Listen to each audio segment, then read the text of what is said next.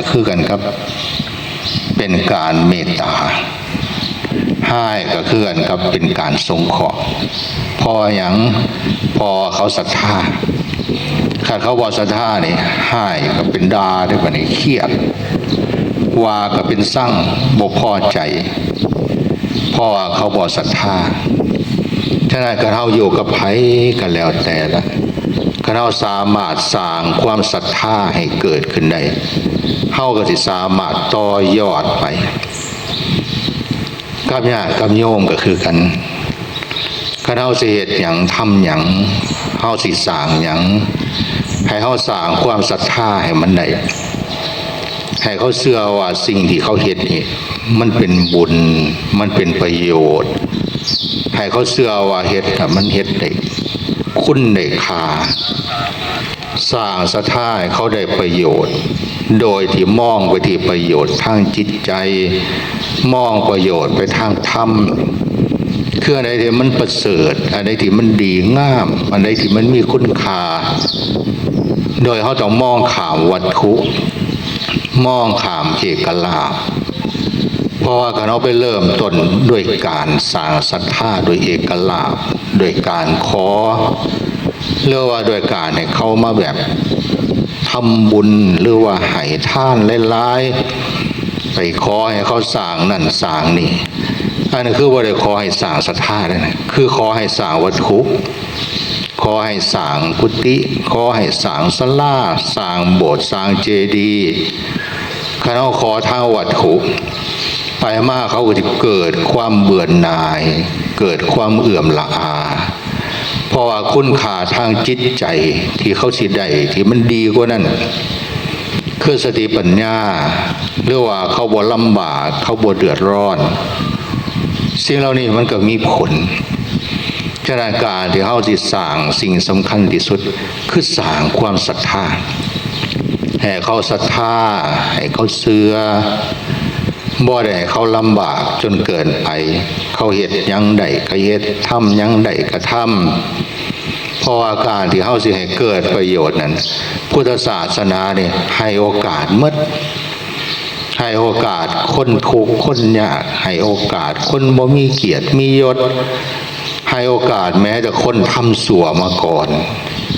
คันเขาสามารถละชั่วได้คือองคุลิมานสิแม้จะเฮาทั้งหลายก็มองว่าเฮาสิดีหมดบางคนอาจจะมีเบื้องหลังความชั่วหรือว่าแต่ก่อนเคยเหตุเคยทำอันใดที่บ่ดีแต่ว่าเมื่อเฮากลับเหนือกลับโตคิดได้ละชั่วพุทธศาสนาก็ให้โอกาสให้เฮาสามารถที่สิมาอยู่ในสังคม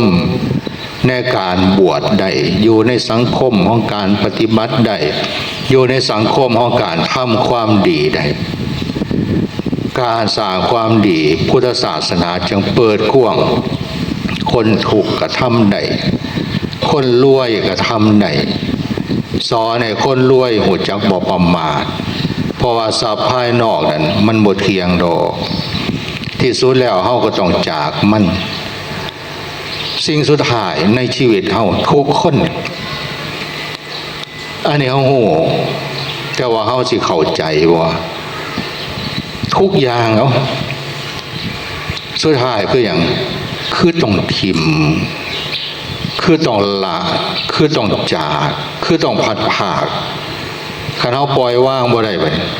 หรือว่าเฮาเอาประโยชน์บ่ได้นี่มันก็เป็นเรื่องที่น่าเสียดายเป็นเรื่องที่น่าสงสารเพราะว่ามีแล้วบ่ได้ก็บ่ดีเพราะว่าเฮาบ่มีศีลมีธรรม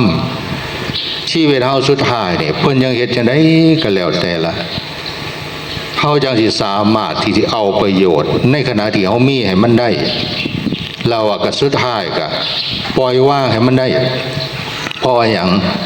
เพราะว่าสุดท้ายคือต้องจากสุดท้ายคือต้องพัดภาคคันเฮาบ่จะเอาประโยชน์ในสิ่งที่เฮามีแล้วก็บ่สามารถฝึกหัดจิตใจเฮาปล่อยว่างได้เฮาก็สิทุกข์บัดนี้เฮาก็จะเกิดความยึดมั่นถือมั่นจิตใจเฮาก็สิมีความเศร้าหมองเมื่อเฮาพัดภาคเฮาก็เสียใจเมื่อเฮาบ่ได้ดังใจเฮาก็บ่พอใจ รือว่ามื้อนึงเฮาปล่อยว่างบ่ได้เฮาก็สิยึดมั่นเฮาก็สิทุกข์หลงจิตใจเฮาก็เลยบ่สามารถหลุดพ้นบ่สามารถปล่อยว่างได้ฉะนั้นพุทธศาสนาจึงสอนให้คนจนเป็นคนที่เข้าใจในชีวิตว่าความสุขที่เฮาสามารถเฮ็ดให้เกิดขึ้นได้บางสิ่งบางอย่างบ่ต้องรวยหลายก็ได้บ่ต้องมีเงินหลายก็ได้ขอแต่เฮามีความพอใจขอแต่เฮาสามารถที่สิอยู่กับสิ่งเหล่านั้นได้ยอมรับได้อาตมาไปอินเดียว่าหั่นเกิดธรรมะ3อย่างซึ่งมันเป็นเครื่องให้เฮาได้ตอกย้ำไว้ชีวิตเฮานี่1ก็เฮายอมรับกันได้สิอยู่ไส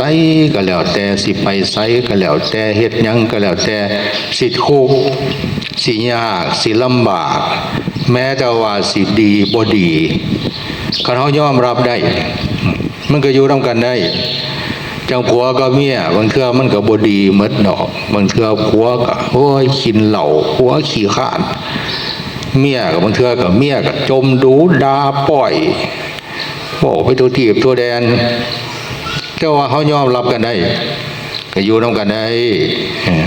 พ่อแม่กับลูกบางเทื่อมันเฮ็ดจังได๋บ่ได้ล่ะมันเป็นลูกชั่วกับลูกดีกับลูกขี้ร้ายกับลูกงามกับลูกตัดบ่ขาดเฮ็ดจังได๋บ่ได้ยอมรับไปอยู่นำกันได้คนเฮาสิทุกข์สิยากสิเป็นจังได๋คันยอมรับกันได้มันอยู่นำกันได้คันเฮาพอใจไปพอใจว่าสิ่งเหล่านี้เฮาก็อยู่ได้อยู่ดอกเว้ยเฮาสามารถที่สิมีความสุขได้ยิ้มได้หัวเราะได้สามารถเพื่อแผ่แบ่งปันกันได้พอใจนี่สิ่งที่เฮามีความสุขมันก็จะเกิดขึ้นคันเฮาบ่พอใจแล้วมันก็ทุกข์ได้นี่จังบางคนบ่ต้องว่าอย่างอื่นดอกนี่เอาแค่กระเป๋านี่แม่ใหญ่ได้กระเป๋านี่ได้ถุงสะพายเท่านี้แม่ใหญ่ก็พอใจแล้วใส่โทรศัพท์ใส่กระมังใส่สอดใส่สิ่งใส่ของใส่ได้หลายอยู่ได้วันได้หน่อยได้พอใจไปใส่กับผ้าพน้ำหลักต้องแนวเป็นอย่างไรคือท่ายต้องแนวใหญ่มันเห็นภาพนะผ้าไปแต่ว่าบางคนบ่พอใจบัดนี้เอากระเป๋าอย่างบัดนี้กระเป๋าที่มีราคากระเป๋าที่แพงๆสิใส่กระเป๋าธรรมดาบ่ได้เป็นอย่างมันบ่พอใจคันบ่พอใจมันก็ต้องลำบากต้องหาเงินมาซื้อมาแล้วก็ต้องรักษาย่านมันเสียย่านมันหายเพราะราคามันแพงคันมันหายก็ทุกข์หลายบัดนี้ทุกข์หลายเด้เป็นหยังมันของดีบัดนี้บ่ได้ว่าของใส่ประโยชน์ของดีคือเป็นหยังมันซื้อมาแพงเฮาก็เกิดความทุกข์บัดนี้เพราะว่ามันสูญเสียฉะนั้นคนเฮาทั้งหลายขัดพอใจล่ะมันก็มีความสุขได้ทุกข์ยากลำบากแต่ว่าพอใจนี่จังเฮาอยู่ในบ้านในเมืองธรรมดาบ่ได้มีความร่ำรวยบ่ได้หรูหราเฮาก็อยู่ได้เฮาก็มีความสุขแล้วก็เฮาสามารถปล่อยวางได้คนเฮาก็ปล่อยวางได้มันก็พ้นทุกข์ได้บ่ได้ว่าพ้นทุกข์ไปนิพพานพ้นทุกข์แต่ละเรื่องแต่ละเหตุการณ์พ้นทุกข์กับแต่ละคนหรือว่าสิ่งที่มันเกิดขึ้นก็สามารถปล่อยวางได้อันใดก็แล้วแต่ที่มันเกิดขึ้นผัสสะหูตาจมูกลิ้นกายใจเวลาเราเห็นแล้วเป็นเรื่องธรรมดาผ่านมากกับผ่านไปบ่เอาสิ่งเหล่านั้นมายึดมั่นถือมั่นอันใดที่เฮาบ่พอใจเฮาก็ปล่อยวางได้พอคิดว่ามันเฮ็ดให้เฮาเป็นทุกข์อันใดที่เฮาพอใจเฮาก็บ่ยึดมั่นถือมั่นเพราะว่าเฮาคิดว่าสิ่งเหล่านั้นมันบ่เที่ยงคันเฮาสามารถเข้าใจสิ่งเหล่านี้ก็จะเกิดขึ้นตั้งอยู่ดับไปเฮาสามารถปล่อยวางได้เฮาก็บ่ทุกข์กับสิ่งเหล่านั้นปล่อยได้หน่อยปล่อยได้หลายสิ่งเหล่านั้นก็เป็นไปตามเหตุตามปัจจัยฉะนั้นเฮาทั้งหลายนี่คันยอมรับได้พอใจได้ปล่อยวางได้ชีวิตเฮาก็สิบ่มีความทุกข์หลายเฮาทั้งหลายก็ฮู้จักเอาประโยชน์เนี่ย ในการสร้างบุญตามฐานะของเฮาบ่ให้เฮาลำบากเพราะว่าเฮาเชื่อว่าบาปมีบุญมีนรกมีสวรรค์มีผู้ใดทำได้เท่าใดก็ทำไปให้ทานได้ก็ให้ได้น้อยก็ถือว่าเป็นบุญได้น้อยให้ได้น้อยแต่ว่าได้บุญหลายก็มีเด้เพราะมันให้ได้ยากมันให้ได้แบบว่าเป็นของสำคัญเจ้าว่าคนแบบว่าลำบากเมื่อเฮือนมีเงินอยู่1,000จังซี่เฮาสามารถให้ได้500นี่เก่งเติบอยู่เด้ก็หยังมันบ่มีแต่ว่ามันให้ได้คุณค่าทางจิตใจมันก็สำคัญเพราะว่ามันเป็นสิ่งที่ให้ได้ยากเฮาบ่มีเงินให้เฮาก็มารักษาศีลเอานี่แม่ใหญ่หลายคนก็มานั่งสมาธิฟังเทศน์มื้อคืนสอดแจ้งเฮามาอยู่มื้อคืนสอดแจ้งเฮาก็ได้นี่เห็นบ่นี่อาตมาเห็นอยู่นี่หลายคนก็ได้แล้วได้หยังได้เงานอนเด่นนั่งหลับก็สิได้กันตัวเนาะเอาอันนี้มันเป็นเครื่องแสดงออกถึงความภาคเพียรอดทนนี่เป็นอย่างเงานอนก็ยังบ่ไปนอนเอาสิรับปานใดกูก็สู้อยู่นี่ล่ะแม่บางคนแบบว่าโอ้ยถ้าแม่นนักมวยก็คือจะได้ล่ะเทือกนอกก็บ่ยอมแพ้กระเทือกนอกล่ะเขายอมแพ้หามลงเวทีมันไม่ใหญ่นอนในศาลาบ่ให้เขาหามออกจากศาลาเป็นอย่างกูถือนอกอีหยังนอกธรรมะนอกหม้อใหญ่รับก็นอนในศาลานี่แล้วนี่นี่ก็เป็นความศรัทธานี่ได้แล้วนี่ได้สำรวมได้ระวังได้รักษาศีลได้ภาวนาสุตตมยปัญญาฟังเทศน์ธรรมะก็ฟังน้ำอยู่เมื่อคืน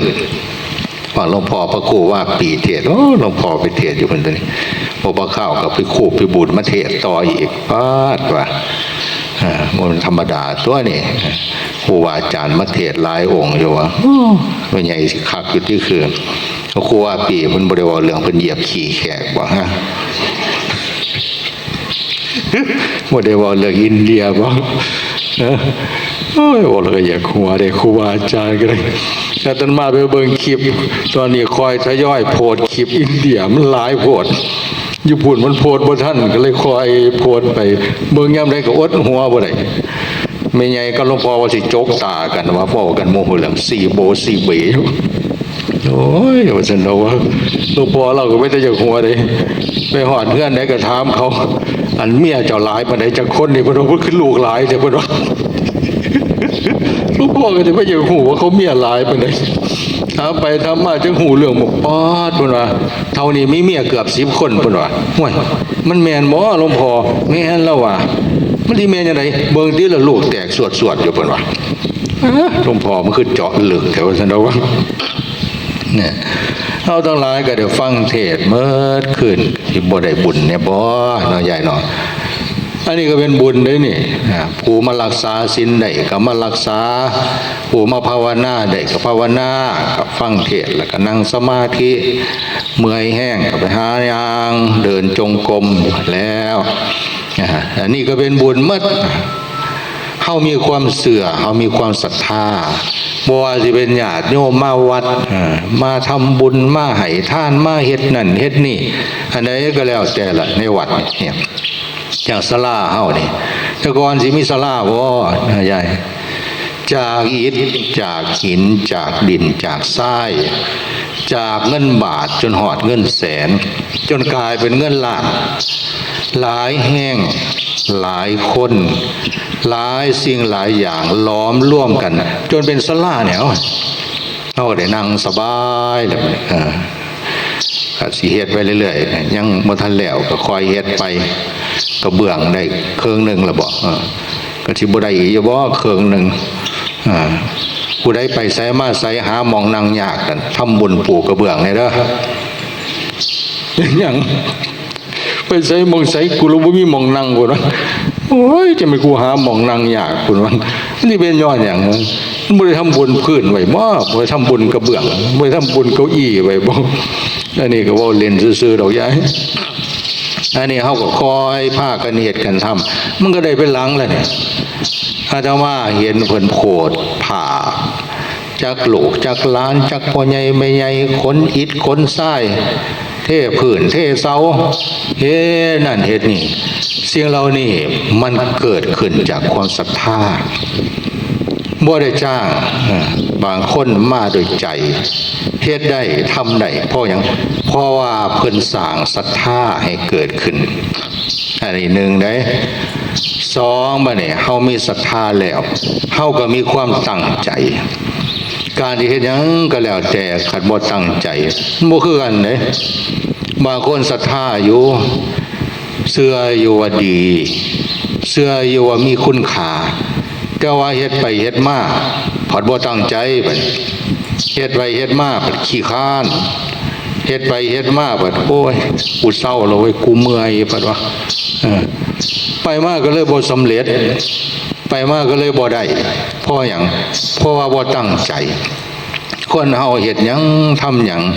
คันเฮาสามารถมีความตั้งใจใส่ใจเก็บรายละเอียดในหลักอิทธิบาทสี่อิทธิบาทสี่นี่เป็นหมวดธรรมที่จะนำไปสู่ความสำเร็จถึงขนาดว่าพระพุทธเจ้านี่ถ้าอยากหรือว่าถ้าจะให้มีพระชนมายุอยู่ต่อได้อีกก็สามารถที่อยู่ต่อได้ด้วยอย่างด้วยอิทธิบาทสี่คือสามารถที่จะนำความสำเร็จให้เกิดขึ้นได้ในสิ่งที่เฮาปรารถนาในสิ่งที่สมควรต้องสมควรนำใดบางอย่างมันก็เป็นธรรมดาธรรมชาติมันบ่สามารถที่จะเป็นไปได้อันนั้นก็ต้องยอมรับเจ้าว่าไหนที่มันเป็นไปได้คันเฮาสามารถมีอิทธิบาทสี่นี่ฉันทะมีความพอใจในสิ่งที่เฮาเฮ็ดแล้วก็เฮามีความภาคเพียรฉันทะวิริยะคือเป็นคนที่แบบว่าเฮ็ดบ่อยู่บ่เศร้าเพียรเฮ็ดเพียรสร้างเพียรทำบ่ว่าสิเป็นเรื่องหยังก็แล้วแต่การเรียนการศึกษาการสวดมนต์ไหว้พระการปฏิบัติจนถึงการทำมาหากินก็เรามีความภาคเพียรบ่ทางใดก็ทางหนึ่งเฮ็ดบ่อยู่บ่เศร้ามันก็สิเจริญเจ้าว่าในความภาคเพียรนั่นมันก็ต้องมีความตั้งใจนะฉันทะวิริยะจิตตะคือความใส่ใจความตั้งใจในการกระทำในสิ่งเหล่านั้นบ่ยอมแพ้ถึงแม้ว่ามันสิมีปัญหาถึงแม้ว่ามันสิมีอุปสรรคเข้ากับเบิ่งดีๆพิจารณาดีๆวิมังสาใคร่ครวญพิจารณาว่าอันใดมันเป็นจุดด้อยอันใดมันเป็นขอแบบว่าแค่ข่ายครับอันใดที่มันเป็นเครื่องทำลายเป็นปมด้อยเป็นปัญหาที่เขาต้องแก้ที่เขาต้องละเป็นรอยรั่วหรือว่าเป็นอุปสรรคเป็นสิ่งที่ไม่ดีเขาก็พิจารณาว่าอันนี้บ่ได้ต้องแก้ไขอันนี้บ่ได้เขาต้องยอมรับเปลี่ยนแปลงเขาสามารถที่จะแก้ปัญหาหรือว่าปิดปมด้อยรอยรั่วอันนี้มันต้องไขควรดีๆเลยพิจารณาไขควรปิดบ่ให้มันเกิดขึ้นอีกความซัวหรือว่าปมด้อยหรือว่าสิ่งที่บ่ดี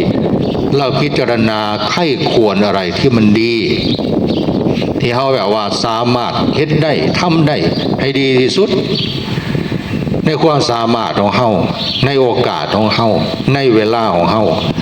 เพราะว่าซั่นมันสิยากย่ามได้บ่เฮ็ดย่ามมีบ่เอา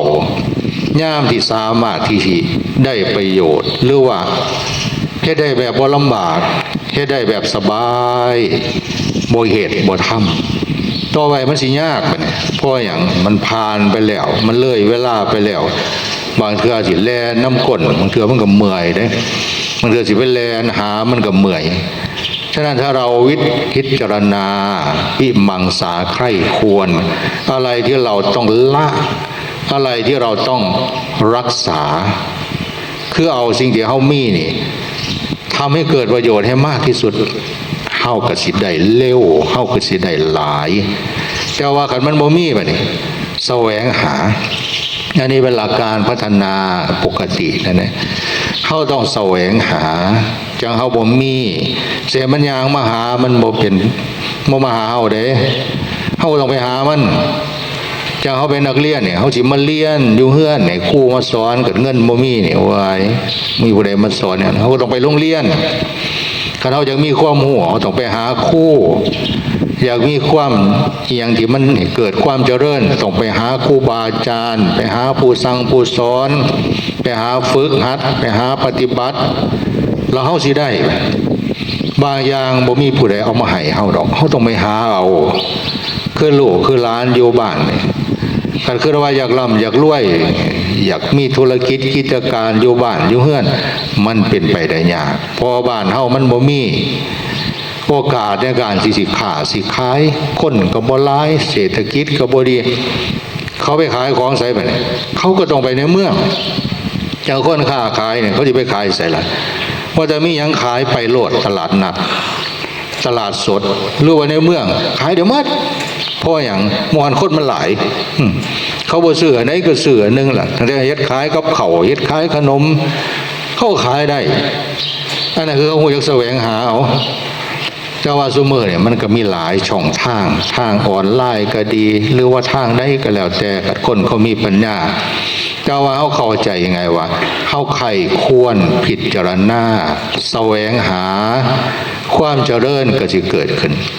ฉะนั้นเฮาทั้งหลายเมื่อเฮ็ดหยังแล้วหนึ่งตั้งใจหนึ่งศรัทธาเชื่อมั่นสองตั้งใจอิทธิบาทสี่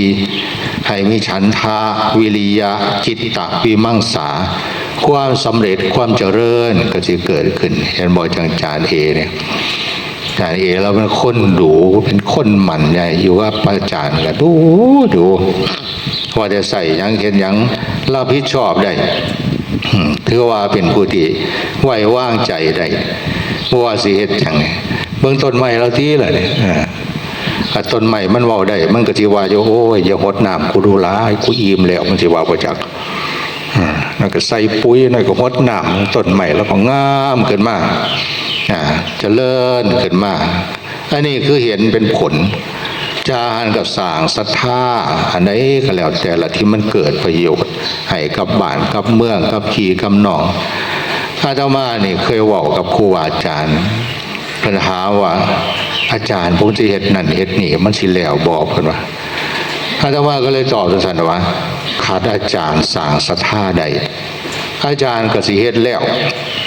คือเขาสร้างศรัทธาได้เขาก็สิเฮ็ดแล้วคันเขาสร้างศรัทธาบ่ได้มันยากเด้สิแล้วเพราะว่าหยังเพราะคนสิมาซอยคนสิมาหยังนี่มันยากคือว่าคนนี่มันเคยอยากได้ทางลัดคืออยากได้เร็วๆมันอยากได้เร็วๆนี่คือคนสุเลศขออภัยเด้อซุ่มมักเลขว่าหรือว่าซุ่มหากินง่ายๆนะหากินง่ายๆไงไปหาขอเอาจังถ้าเฮาคืออันนี้ล่ะบ่ต้องเว้าถึงพระดอกเฮาขี้ข้านเฮ็ดอยู่เฮ็ดกินอยากกินข้าวก็ไปหาขอเฮือนผู้ใหญ่อยู่ไกลๆไม่ใหญ่ให้ข่อยกินน้ำแน่คือบ่ไปหากินข่อยขี้ข้านให้ข่อยกินน้ำแน่เขาก็จะให้กินอยู่ดอกเทื่อนึงเทื่อสองเทื่อสามเทื่อสี่เขาเห็นยางมากเขาสิปิดประตูลัดล่ะกูไปแล้วกูบ่อยู่แล้วแม่ใหญ่น่ะสิมาขอกูกินบ่เนาะผู้ใดก็แล้วแต่ล่ะไปขอเขาดูๆนี่ไปขอหมู่ก็ดีขอพี่ขอน้องแม้แต่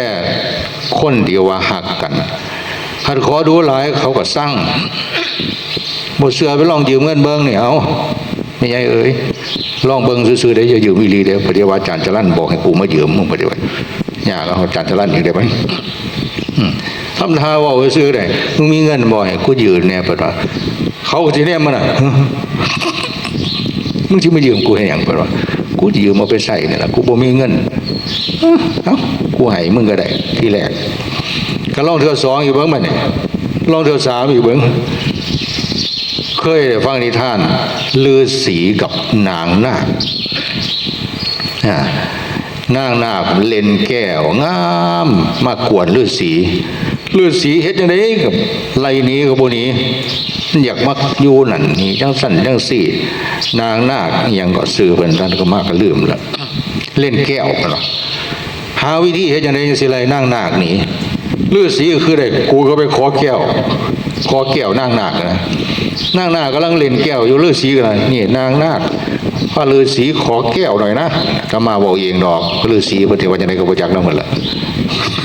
ก็สิว่าฤาษีว่าจังซั่นบ่ไปขอแก้วน้ำนางนา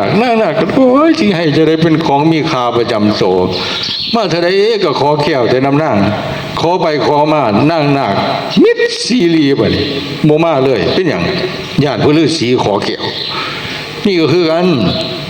บางคนไปหากินเอาง่ายๆหากินทางลัดคือไปขอเอาจะเป็นการขอภัยกันแล้วแต่ละแม้จะผ่าเฮาไปขอนั่นขอนี่ญาติโยมไปมาเขาก็เบื่อหน่ายแต่ว่าคันเฮาบ่ขอจะว่าเฮาสร้างศรัทธาให้มันเกิดขึ้นคันเฮาสร้างศรัทธาเกิดขึ้นได้สิ่งเหล่านั้นก็สิตามมาเองในส่วนที่ให้เกิดบุญเกิดประโยชน์ฉะนั้นเฮาทั้งหลายเฮ็ดหยังก็แล้วแต่ละขอให้ตั้งใจหลายท่านหลายคนครูบาอาจารย์ที่เคารพนับถือเพราะว่าความตั้งใจของเพิ่นสร้างสำเร็จได้อย่าว่าจะ100 ล้านเป็นพันล้านเป็นหมื่นล้านสร้างวัดสร้างว่าสร้างสิ่งสำคัญให้กับพุทธศาสนาหลายคนที่ทางที่สร้างฐานะครอบครัวเพราะว่าตั้งใจบ่ได้เอามรดกของพ่อแม่จักบาทบ่ได้เอาให้เอาหน้าบ่ได้ว่าเอาเงินเอาทองมาไปเฮ็ดเองไปหาเองสู้เองจนสามารถสิมี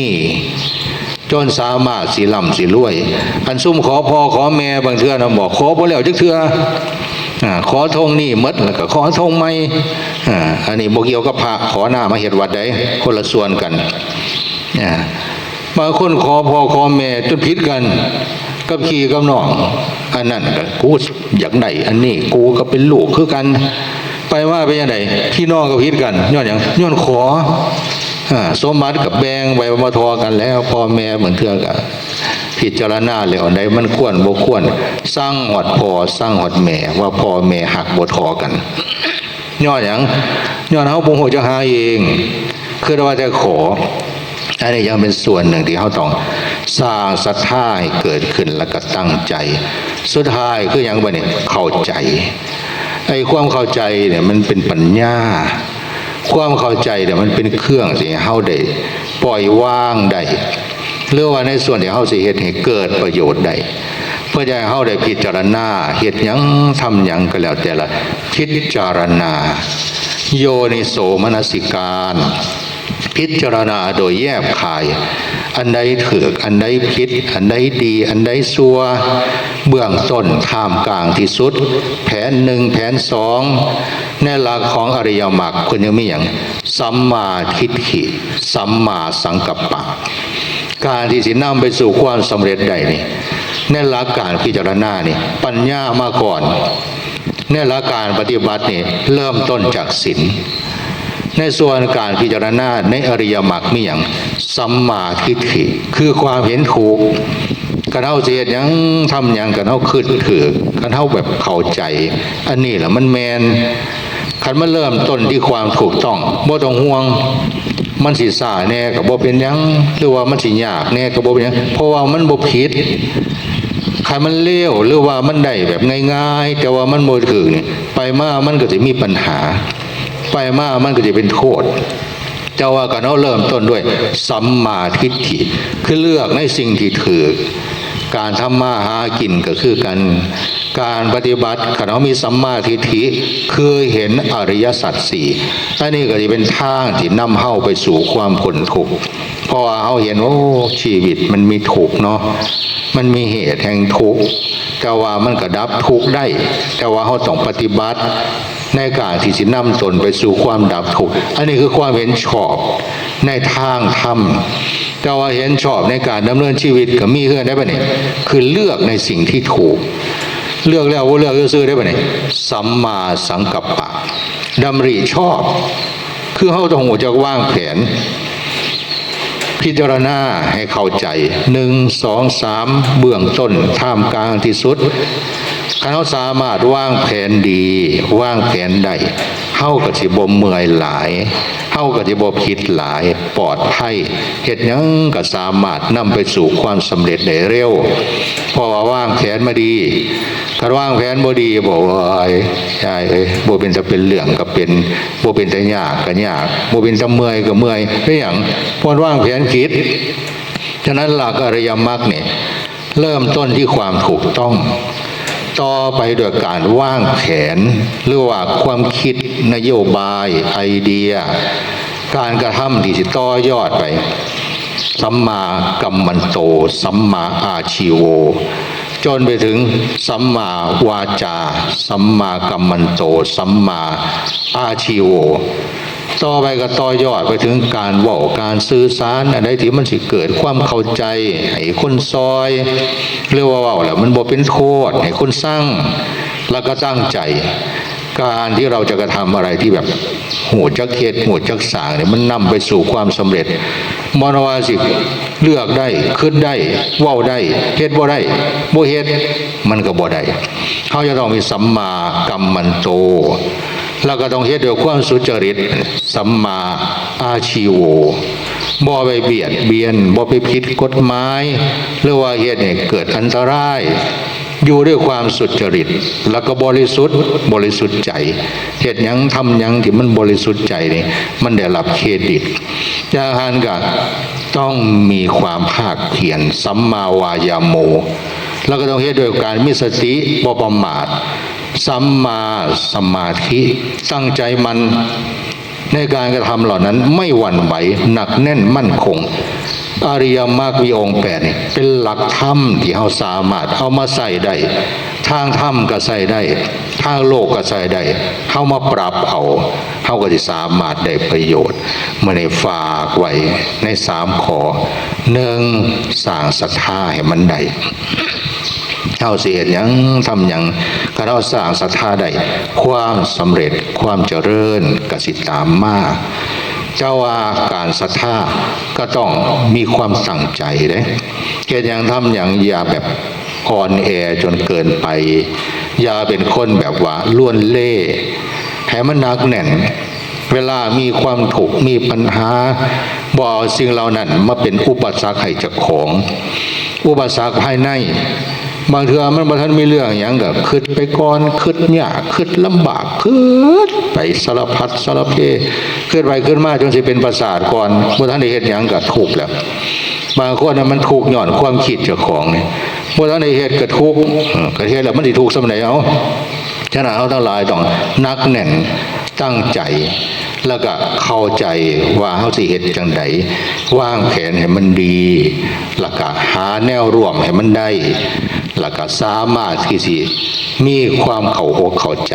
ในการกระทำเบื้องต้นท่ามกลางที่สุดความสำเร็จความเจริญก็สิตามมาเมื่อนี้เฮามาด้วยความศรัทธาในการทำบุญฉลองทุกอย่างล่ะทั้งในส่วนพระพุทธรูปในส่วนศาลาในส่วนพระบรมสารีริกธาตุพวกเฮาทั้งหลายมีบุญโชคดีล่ะได้เฮ็ดได้สร้างจนสามารถที่สิเกิดความสำเร็จเฮาก็ภูมิใจนำกันดีใจนำกันพระอาจารย์ก็ดีใจนำความสำเร็จนั้นมันอยู่ที่การกระทำความเจริญก็อยู่ที่ความภาคเพียรความอดทนของเฮาบ่มีคนใดสิได้ย้อนความขี้ข้านบ่มีคนสิได้ย้อนความคือบางเทื่อมันบ่แสวงหามันสิได้จังได๋บ่อดทนมันสิได้จังได๋ฉะนั้นเฮาทั้งหลายอยากได้เฮาต้องเฮ็ดเอาต้องทำเอาความสำเร็จความเจริญก็สิตามมาขออนุโมทนากับพระคุณเจ้าโดยเฉพาะอาจารย์ที่ได้เฮ็ดได้สร้างได้ทำเป็นความภูมิใจของอาตมาอาจารย์หนึ่งอาจารย์จอดหนึ่งไต่ใส่มาใส่ก็คือว่าคือกันกับครูบาอาจารย์ไปนำเวลาใดเวลาดีเวลาเจริญครูบาอาจารย์ก็คือยังมีส่วนร่วมนำในความหมดสึกเข้า ก็ว่าเฉพาะสององค์หรอกทุกองค์เวลาที่เฮาได้ซอยได้ส่งเสริมไปหันมานี่ครูอาจารย์อาจารย์มหาม่อนไปทุดงค์ศรีลังกาวันเห็นแล้วโอ้ยอ่อนซ้อนน้ำเพิ่นถือว่าเป็นสิ่งที่มีคุณมีค่าสิ่งเหล่านี้เฮากับคือว่ามีส่วนในบุญนำมีส่วนในธรรมนำแต่ว่าทุกอย่างมันก็บ่ง่ายดอกมันต้องอดต้องทนมันต้องผ่าต้องเพียรมันไม่มีอะไรสิได้มาเดี๋ยวความง่ายได้ดอกนอกจากซุ่มสุเลกนั่นแหละอยากได้ง่ายๆนะนอกจากซุ่มไปหาขอน้ำมูกได้ง่ายแต่ว่ามันได้บ่หลายมันได้บ่ลีหลีไปมามันสิบ่ได้อันนี้เปรียบเทียบให้เฮาได้เห็นซื่อๆดอกว่าการที่เฮาอาศัยคนอื่นนั่นมันบ่คืออาศัยเจ้าของก็เฮาอยากได้อะไรที่มันมั่นคงแน่นอนต้องเฮ็ดเอาต้องทำเอาละมื้อนึงเฮาก็สิบ่ต้องอาศัยคนอื่นก็สิบ่เดือดร้อนบ่ลำบากกับเฮาสามารถซอยเขาได้เป็นกำลังให้เขาได้เฮาก็สิได้กำไรซ้ำขอความเจริญงอกงามในศีลในธรรมในคุณงามความดีในศาสนาจงบังเกิดมีแก่เฮาทั้งหลายให้ยิ่งขึ้นไปโดยทั่วกันทุกท่านทุกคนด้วยเถิด